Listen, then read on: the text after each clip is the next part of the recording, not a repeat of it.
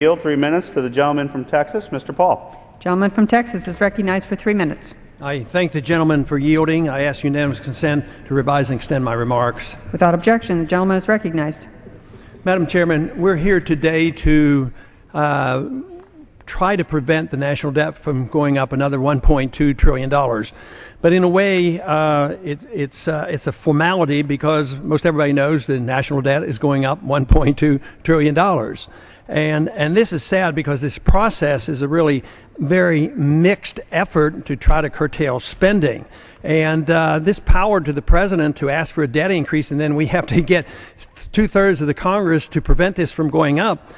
This is a creature of Congress. It's also a creature of a mental status here in the Congress of overspending on just everything.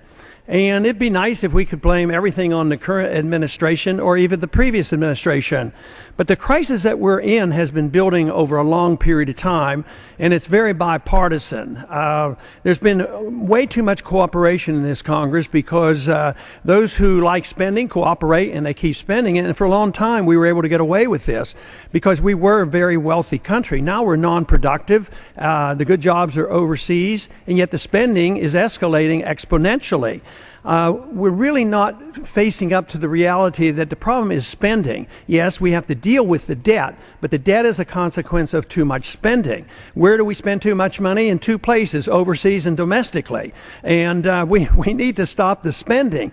You know, it's really, in my mind, it started about 40 years ago when there was a guarantee that you don't have to worry about debt because we always had somebody there to buy the debt. If we'd have had a market rate of interest where you didn't have the Federal Reserve buying the debt, interest rates would go up and would force us to live within our means. As long as you have a Federal Reserve there with no linkage to anything of soundness since 1971, the Congress has been reckless and the deficits had continued to grow.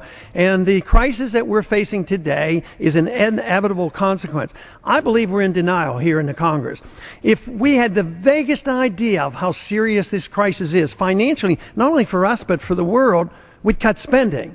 Because you can't solve the problem of debt by accumulating more debt. It's just impossible to do this.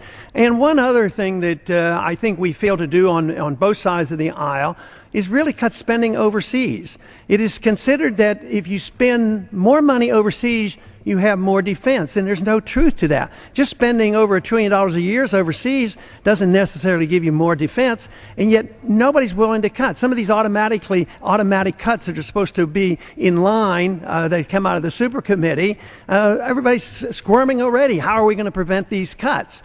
And this pretense that we might cut $1 trillion over the next 10 years is total pretense. We're in total denial that it's cutting something. There's a proposed increase baseline budgeting of $10 trillion. And we're going to cut $1 trillion over 10 years? That's $100 billion a year.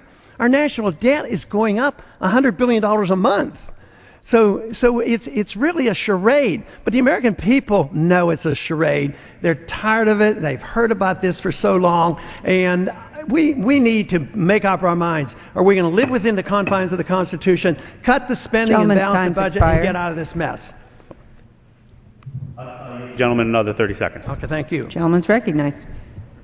But the crisis that we face, as I said, is not just domestic because it is a worldwide crisis.